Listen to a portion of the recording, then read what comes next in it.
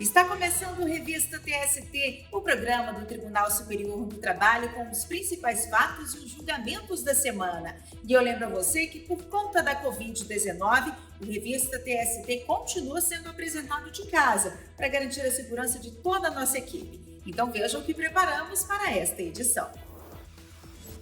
Empresa condenada por não fornecer banheiros químicos móveis a garis. Tanques de óleo diesel não enterrados dão direito adicional de periculosidade à teleoperadora. Bancário do Bradesco que transportava valores entre bancos obtém aumento de indenização.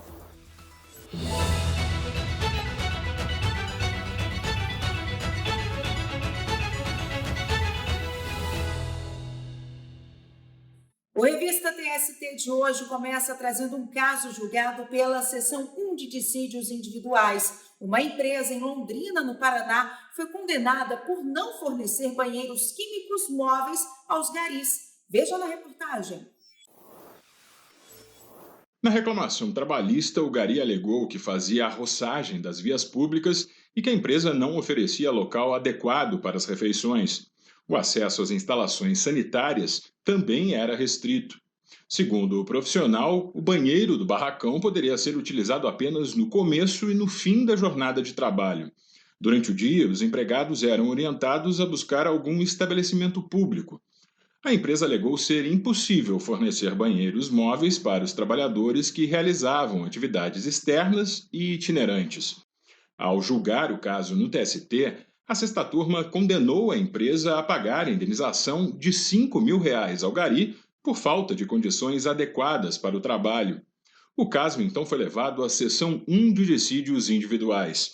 O relator dos embargos da empresa, ministro Vieira de Mello Filho, ressaltou que os trabalhadores que realizam serviços externos também têm direito a um ambiente que preserve a sua integridade física e mental.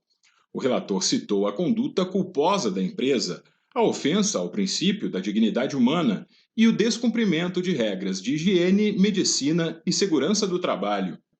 Por maioria, a SDI1 negou o provimento ao recurso e manteve a condenação de R$ 5.000 de indenização por dano moral ao gari. E tivemos mais um caso importante julgado ao longo da semana pelo TST. Acompanhe. A Seção 2 de Dissídios Individuais dispensou uma empresa de produtos siderúrgicos de recolher depósito prévio para ajuizamento de ação rescisória. A intenção da empresa de Contagem, em Minas Gerais, era desconstituir sentença que a condenou a pagar parcelas trabalhistas a um ex-empregado. O Tribunal Regional do Trabalho da Terceira Região havia indeferido a ação rescisória por ausência de documentos essenciais e do depósito prévio.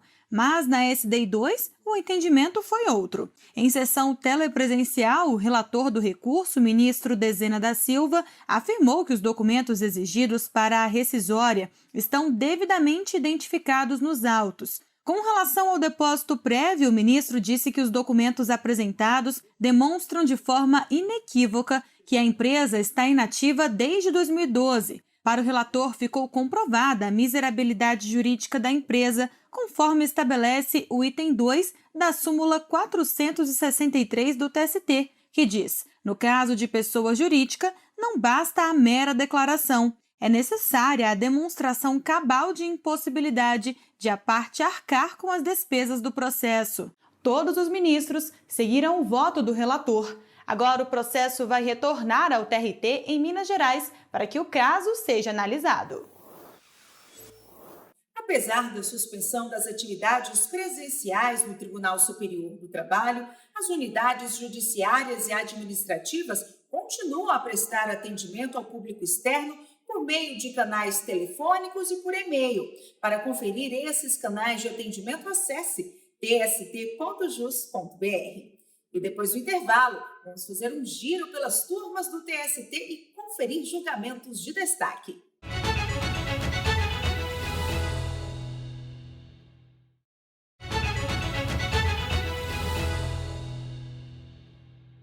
Estamos de volta e vamos fazer um giro pelas turmas do TST. começo o giro de notícias com uma decisão da quarta turma que concedeu o adicional de periculosidade de 30% a uma teleoperadora. Ela trabalhava em prédio vertical que armazenava tanques de óleo diesel não enterrados.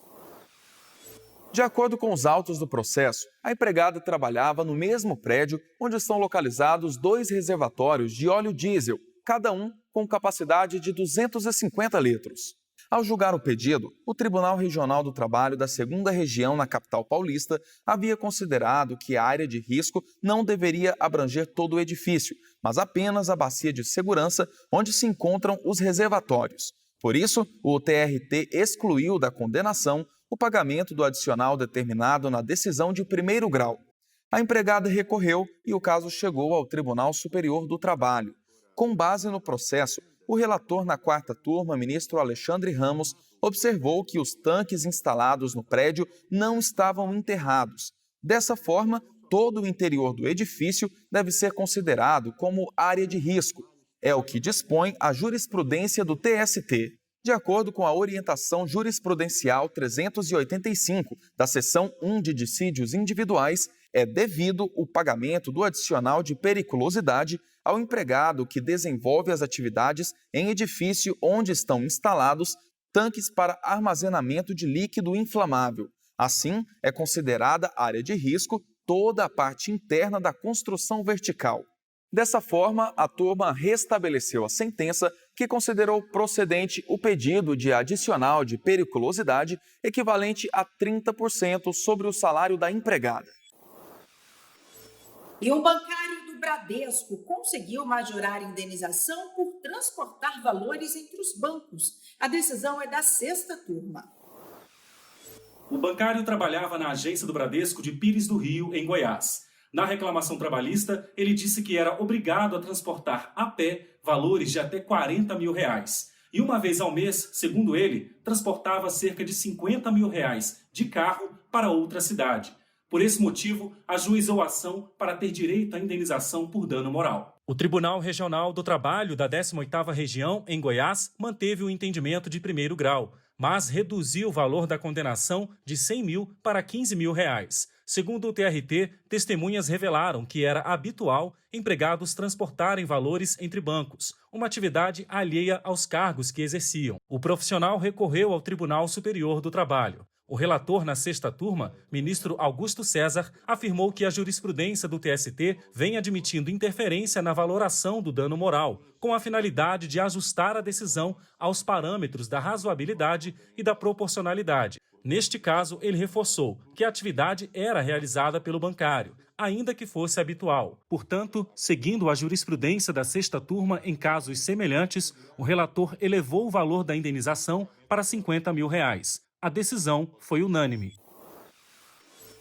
Eu encerro o giro de notícias com uma decisão da 8ª turma. Um agente de vendas que pleiteava adicional por transferência de cidade teve o pedido negado. Os ministros observaram que a transferência por mais de 2 anos é considerada definitiva e, portanto, não gera o adicional.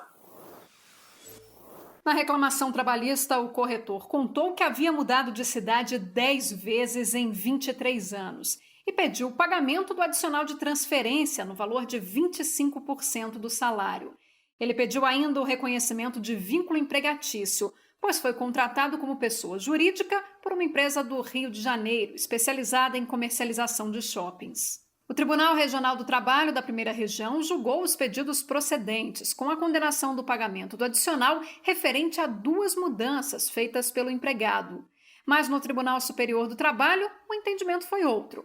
A relatora do recurso, ministra Dora Maria da Costa, citou a orientação jurisprudencial 113 da seção 1 de dissídios individuais, em que o adicional de transferência é devido somente em caso de mudança provisória, por período inferior a 2 anos em cada local. A ministra ressaltou que não é o número de transferências que dita o direito ao adicional, mas a duração. A turma manteve o reconhecimento do vínculo empregatício, mas afastou o adicional. A decisão foi unânime. E não deixe de conferir esses e outros julgamentos no canal do TST no YouTube. As sessões são transmitidas ao vivo e depois ficam disponíveis no canal para você acompanhar quando quiser. Acesse youtube.com/TST. E depois do intervalo, os principais fatos que marcaram a semana na Justiça do Trabalho.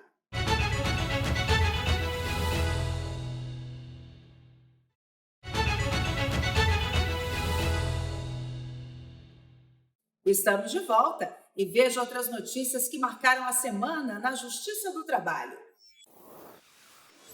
A primeira correição totalmente telepresencial da Corregedoria Geral da Justiça do Trabalho ocorreu no Tribunal Regional do Trabalho da 18ª Região, em Goiás. A correição é a primeira da gestão do ministro Aloísio Corrêa da Veiga, que tomou posse no final de fevereiro deste ano, mas teve que adiar as primeiras inspeções programadas em razão da pandemia da Covid-19. As reuniões e inspeções que ocorreram ao longo da semana no TRT foram por meio da plataforma de videoconferências do Conselho Nacional de Justiça.